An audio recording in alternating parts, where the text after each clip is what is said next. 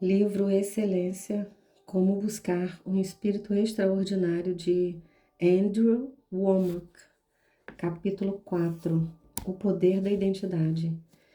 Escolher ter um espírito excelente significa viver como Daniel e seus 3 amigos hebreus. Embora esses homens tenham sido arrancados de sua terra natal e feitos escravos em uma sociedade sem Deus, a fidelidade e a excelência que demonstraram os fizeram prósperos e bem-sucedidos, e por fim os levou à posição de governantes sobre aqueles que os haviam levado cativos. No livro de Daniel, Israel foi conquistada pelo rei pagão Nabucodonosor. Como membros da nobreza israelita, os jovens Daniel, Ananias, Misael e Azarias foram retirados de suas casas e forçados a servir ao rei. É bem provável que esses homens tenham se tornado eunucos e que muitos de seus amigos e talvez até mesmo seus pais tenham sido mortos diante deles. Imersos em um sistema pagão, os 4 rapazes aprenderam suas leis, linguagem e cultura e foram até pressionados a adorar seus deuses. Disse o rei a Aspenaz, chefe dos eunucos, que trouxesse alguns dos filhos de Israel, tanto da linhagem real como dos nobres, jovens sem nenhum defeito, de boa aparência, instruídos em toda sabedoria, doutos em ciência, versados no conhecimento e que fossem competentes para assistirem no palácio do rei e lhes ensinasse a cultura e a língua dos caldeus.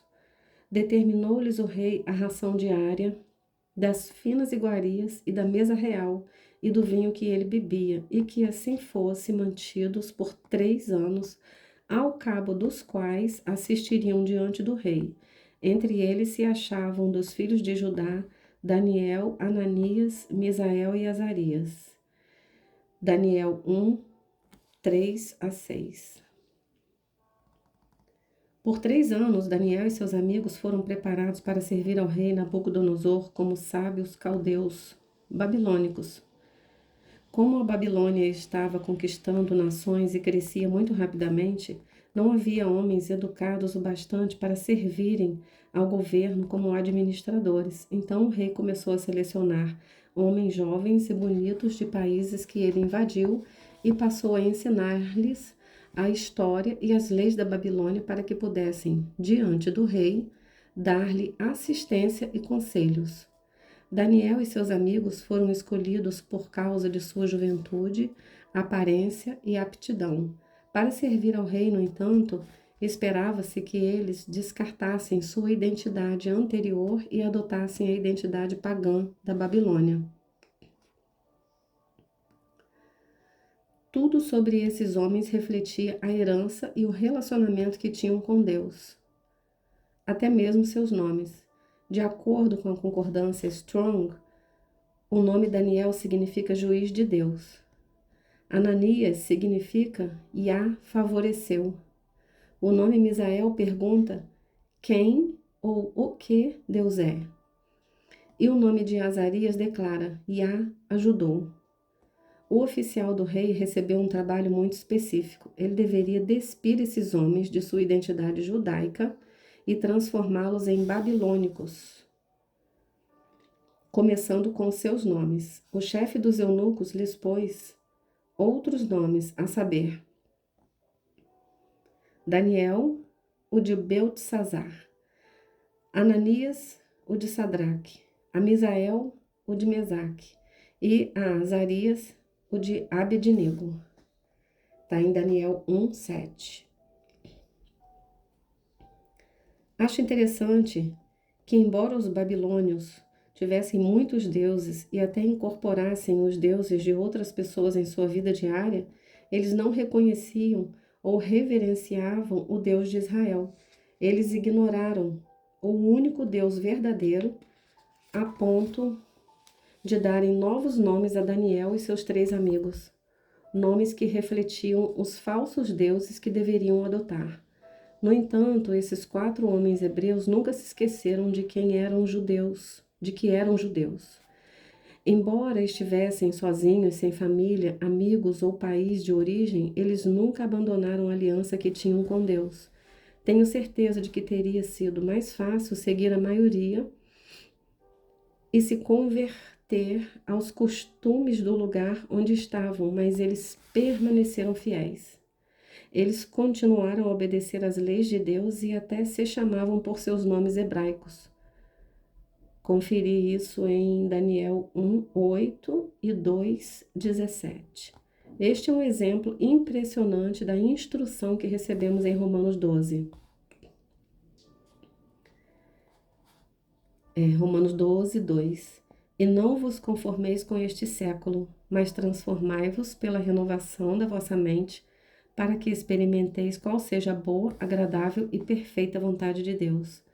Outras traduções de Romanos 12:2 dizem: não imitem a conduta e os costumes deste mundo. NBV. Não sigam os costumes dessa era presente, diz outra tradução. E não copiam o comportamento deste mundo. New Living Translation, tradução livre.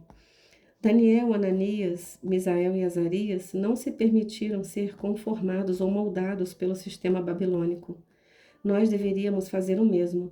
Satanás tenta nos forçar a adaptarmos nosso modo de pensar ao do mundo.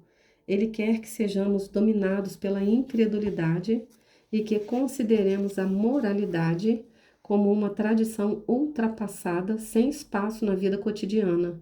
Mas se queremos experimentar as coisas boas de Deus a ponto de mudar nossa vida e recebermos uma promoção, então cada um de nós deve buscar um espírito excelente.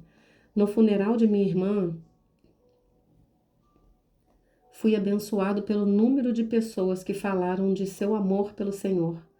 Parecia que todos tinham uma história sobre como minha irmã Joyce os impactou ou conduziu outra pessoa ao Senhor. Foi uma homenagem maravilhosa, mas depois do funeral, recebemos mensagens de texto reclamando que o culto se concentrou demais em Jesus e não o suficiente em Joyce. Finalmente, um dos meus parentes respondeu de volta: você não pode falar de Joyce sem falar sobre Jesus. A identidade de Joyce estava tão atrelada a Jesus que era quase impossível separar uma coisa da outra.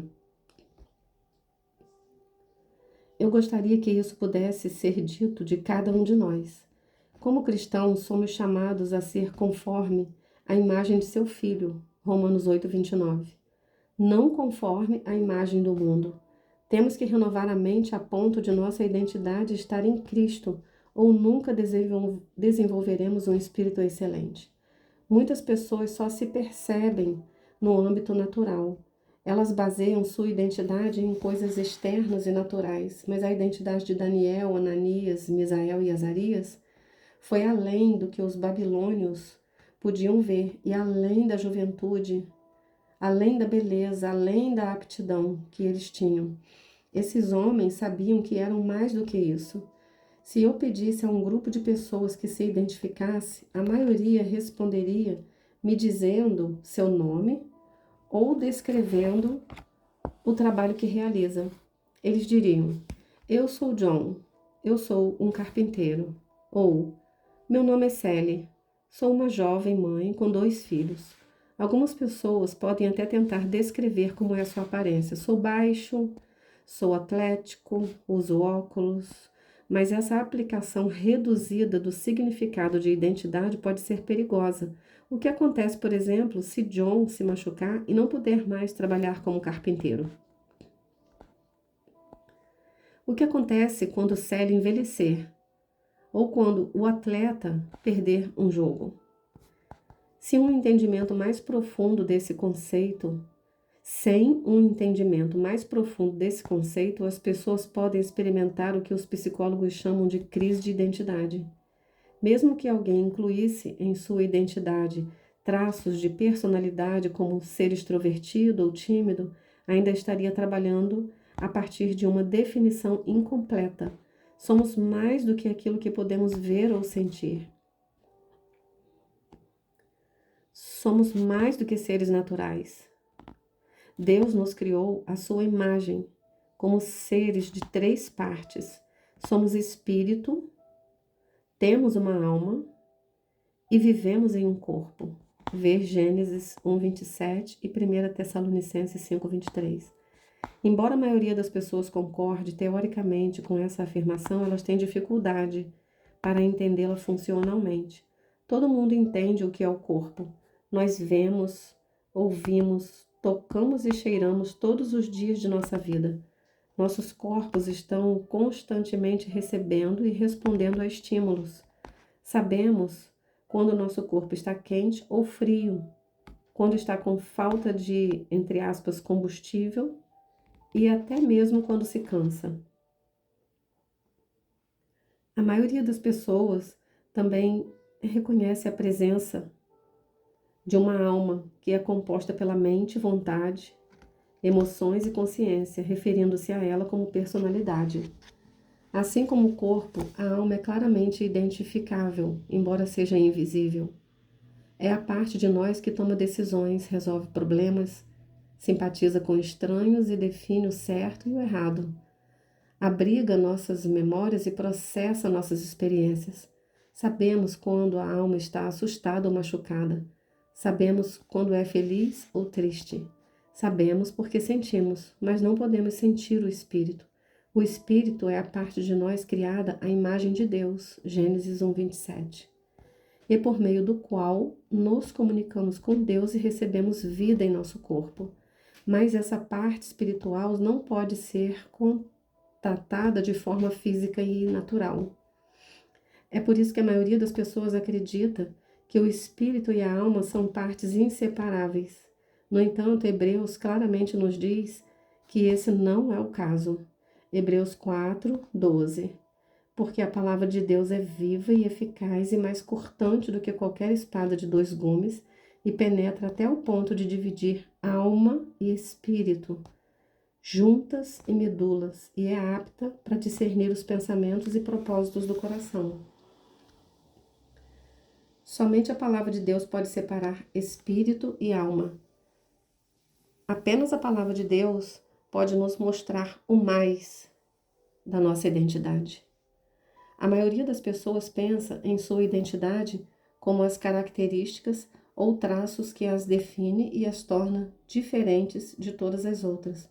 No entanto, quando pesquisei, descobri que a identidade é realmente composta daqueles traços que nos fazem iguais a outra pessoa. De acordo com o American Heritage Dictionary, a palavra identidade vem do latim idem e significa o mesmo. Fomos criados à imagem de, o mesmo que, Deus, um ser espiritual. Através da desobediência de Adão e Eva, perdemos essa identidade e ao passarmos pelo novo nascimento, ficamos novinhos em folha. 2 Coríntios 5:17-18. E assim, se alguém está em Cristo, é nova criatura. As coisas antigas já passaram, eis que se fizeram novas. Ora, tudo provém de Deus, que nos reconciliou consigo mesmo por meio de Cristo e nos deu o ministério da reconciliação. As coisas não estão todas ficando novas. Elas não têm somente o potencial para serem novas. Elas são novas de fato, agora. E tudo provém de Deus. Qual parte de nós é de Deus? Qual parte foi alterada para ser a mesma que está nele? O corpo? A alma? Não. Após o novo nascimento, ainda enxergamos e pensamos igual. Ainda temos a mesma cor dos olhos e os pés do mesmo tamanho. Ainda temos as mesmas memórias. A parte que mudou foi o nosso espírito. Ezequiel 36:26. Dar-vos-ei coração novo e porei dentro de vós espírito novo. Tirarei de vós o coração de pedra e vos darei coração de carne. Romanos 6:4. Fomos, pois, sepultados com ele na morte pelo batismo, para que, como Cristo foi ressuscitado dentre os mortos pela glória do Pai, assim também andemos nós em novidade de vida. Nosso espírito foi recriado à imagem de Deus. Fomos feitos novos de dentro para fora. Nossa nova identidade é aquela que é idem, ou seja, a mesma, como a de Cristo, Romanos 8:29 e Efésios 4:24. Somos mais do que aquilo que podemos ver ou sentir, somos filhos de Deus. Gálatas 4, de 4 a 7. Mas essa nova identidade pode permanecer adormecida dentro de nós se não reconhecermos quem somos em Cristo. Filemão 6. Para que a comunhão da tua fé se torne eficiente no pleno conhecimento de todo o bem que há em nós, para com Cristo. Daniel e seus amigos sabiam que pertenciam a Deus. Mesmo assim, mesmo depois de serem arrancados de seu próprio país e terem visto seus pais, parentes e amigos mortos, vivendo em um sistema opressivo sob o controle de um ditador ímpio, Daniel e seus amigos se recusaram a se conformar aos costumes e comportamentos do mundo ao redor. Eles sabiam quem eram. Suas identidades em Deus os protegiam enquanto passavam pelas provações e tentações da Babilônia, assim como a identidade de Jesus o protegia no deserto. Os evangelhos de Mateus e Lucas registram a tentação de Jesus. Embora haja muito que possamos aprender com essa experiência, quero ressaltar um aspecto que muitas pessoas ignoram. No capítulo 4, tanto de Mateus quanto de Lucas, Satanás se aproximou de Jesus 2 vezes com essas palavras: Se és filho de Deus, Mateus 4, 3 e 6, Lucas 4, 3 e 9. Algumas pessoas pensam que Satanás estava genuinamente curioso para saber se Jesus era ou não o Filho de Deus. Elas acham que Satanás estava pedindo a Jesus para que desse provas de si mesmo, a fim de que tivesse a certeza de que não estava desperdiçando seu tempo com a pessoa errada. Mas eu não penso assim. Acredito que o objetivo de Satanás era fazer com que Jesus duvidasse de quem Deus disse que ele era. Mateus 3,17, Lucas 3,22. Satanás havia usado esse mesmo truque com Adão e Eva no Jardim do Éden. Quando a serpente disse a Eva que ela seria como Deus se comesse do fruto proibido, ele estava tentando fazê-la duvidar de quem Deus disse que ela era. Gênesis 3:5. Eva já era como Deus. Gênesis 1:26. Porque foi criada à sua imagem. O primeiro Adão pecou porque não conhecia sua identidade. O último Adão, Jesus, não pecou porque conhecia sua identidade. Isso é poderoso. O que você não conhece tem o poder de feri-lo.